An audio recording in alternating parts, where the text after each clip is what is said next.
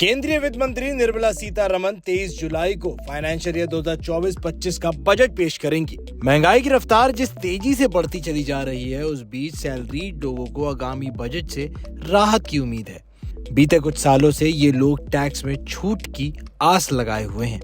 आपकी जानकारी के लिए बता दें कि बीते कुछ सालों में टैक्स स्लैब, डिडक्शन, एग्जेम्पशन में कुछ खास बदलाव नहीं हुआ है। ऐसे में सैलरीड लोग टैक्स स्लैब में बदलाव की उम्मीद कर रहे हैं। इसके अलावा उम्मीद की जा रही है कि इस बजट में सेक्शन 80C में भी बदलाव हो सकता है।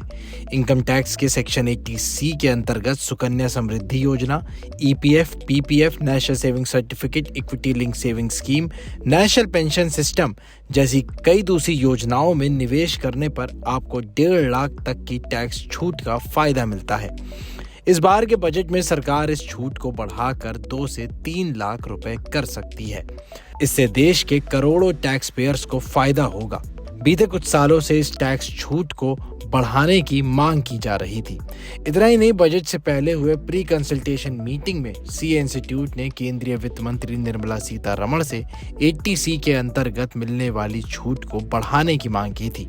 इसके अलावा 80D के अंतर्गत हेल्थ इंश्योरेंस पर लगने वाले प्रीमियम पर भी टैक्स छूट को 2 गुना किया जा सकता है। 80D में पिछले कुछ सालों से कोई बदलाव नहीं हुआ है।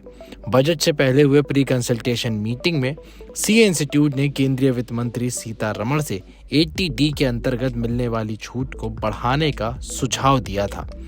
गौर करने वाली बात यह है कि पिछले कुछ सालों से हेल्थ इंश्योरेंस का प्रीमियम हर साल 10 से 25% की रफ्तार से बढ़ रहा है। इस कारण लोगों को राहत देने के लिए सरकार 80C में मिलने वाली छूट को बढ़ा सकती है।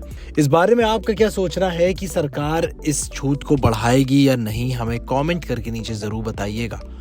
और ऐसी तमाम काम की खबरों के लिए पैसा लाइव को सब्सक्राइब करना मत भूलिएगा।